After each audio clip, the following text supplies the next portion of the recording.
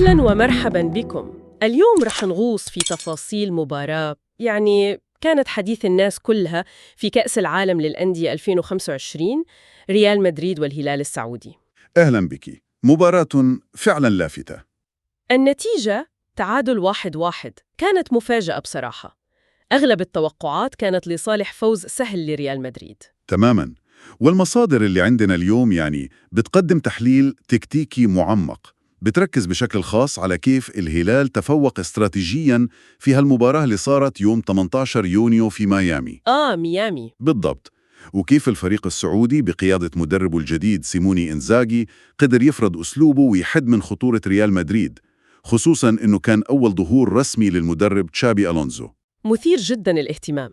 طيب كيف قدر الهلال يسويها؟ كيف وقفوا ند لبطل أوروبا؟ شو الأفكار الأساسية اللي طرحها التحليل؟ شوفي، النقطة الأهم والأكثر خلينا نقول إثارة للدهشة هي الجرأة التكتيكية عند إنزاغي. هو غير خطته المعتادة 3-5-2 اللي نجح فيها كتير. صحيح، واعتمد على 4-2-3-1 خصيصاً لهالمباراة. وهذا ما كان بس تغيير أرقام، لا، كانت مخاطرة مدروسة محسوبة لمواجهة تكتيك ألونزو اللي كان متوقع، مع الحفاظ طبعاً على مبادئ الهلال الأساسية: بناء اللعب من الخلف، التحولات السريعة. وهذا التغيير خلاهم يظهروا بشكل متراص ومنظم زي ما وصفهم التحليل.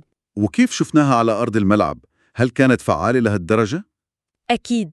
دفاعياً كانوا صلبين جداً. كوليبالي وتمبكتي كانوا سد منيع، أغلقوا المساحات بشكل ممتاز. وفي الوسط الثنائي روبن نيفيز وميلينكوفيتش سافيتش كانوا هم المحور. هم اللي سيطروا على اللعب؟ تماماً.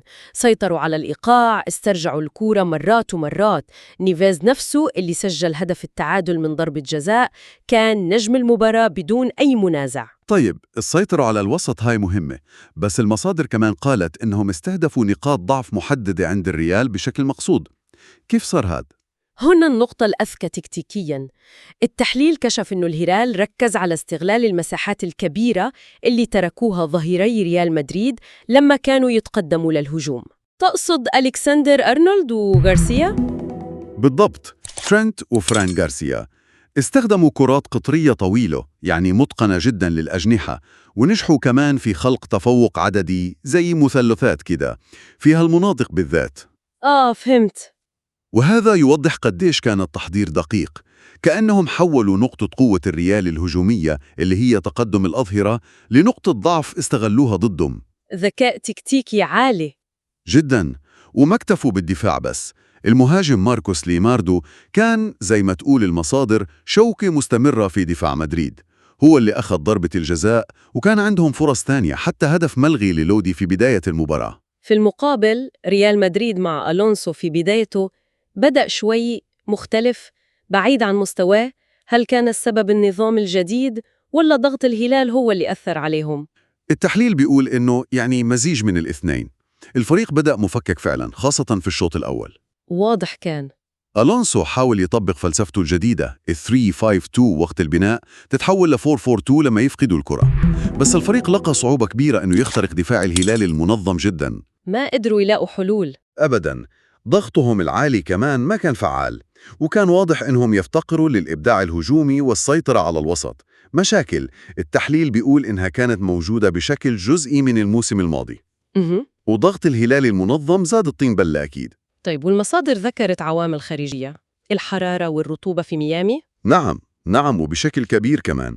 حرارة ميامي الشديدة والرطوبة أثرت بشكل واضح، خصوصاً على لاعبي ريال مدريد اللي جايين من أوروبا. طبيعي. ألونسو نفسه اعترف بصعوبة الجو، وقال إنه كان مرهق جداً، والتحليل ربط هالشيء بذبول أرجلهم وأفكارهم مع مرور الوقت في المباراة. منطقي. وما ننسى كمان الغيابات المهمة، إصابات. ومبابي كان مريض على ما يبدو، ومشاركة لاعبين جدد لأول مرة زي ألكسندر أرنولد وهويسن، هذول بيحتاجوا وقت ليتأقلموا. كل هالعوامل اجتمعت. طيب، مع كل هذا كيف كانت اللحظات الحاسمة بالمباراة؟ الأهداف. ريال مدريد تقدم أول. الشاب غونزالو غارسيا سجل في الدقيقة 34 من هجمة مرتدة سريعة، جات عكس سير اللعب شوي. غريبة. بس الهلال رد بسرعة، هدف نيفيز من ضربة الجزاء في الدقيقة 41. والدراما الحقيقية كانت في النهاية. ضربة جزاء فالفالفيردي؟ بالضبط، في الدقيقة 92 وتصدي ياسين بونو البطولي لها. كان تصدي فعلا خرافي، حافظ على التعادل للهلال، تعادل مستحق. يا سلام، فعلا لقطة المباراة. طيب بالنهاية شو خلاصة القول؟ شو بتعني هالنتيجة للفريقين؟ شوفي، بالنسبة للهلال هالتعادل يعتبر انتصار معنوي كبير جدا، يثبت قدرتهم ينافسوا الكبار ويعطي مصداقية كبيرة لشغل إنزاجي التكتيكي، دفعة معنوية قوية جدا في بداية مشوارهم. أكيد. أما لريال مدريد فهي أكيد بداية مخيبة للآمال، ويمكن تكون جرس إنذار. النتيجة بتسلط الضوء على التحديات الكبيرة قدام ألونسو إنه يطبق أفكاره ويدمج اللاعبين الجدد. لازم يتطوروا بسرعة إذا بدهم ينافسوا بقوة. فعلا بداية صعبة لألونسو. وفي النهاية هالمواجهة بتتركنا قدام سؤال مهم للمستقبل. هل أداء الهلال القوي هذا وتراجع ريال مدريد في هالمباراة هو بس شيء ظرفي بسبب البدايات الجديدة والظروف زي جو ميامي؟ أو ممكن يكون مؤشر أعمق؟ بالضبط، أو ممكن يكون مؤشر مبكر على تغير أكبر في موازين القوى في كرة القدم العالمية للأندية. الأيام والمباريات الجاية هي اللي رح تكشف الجواب.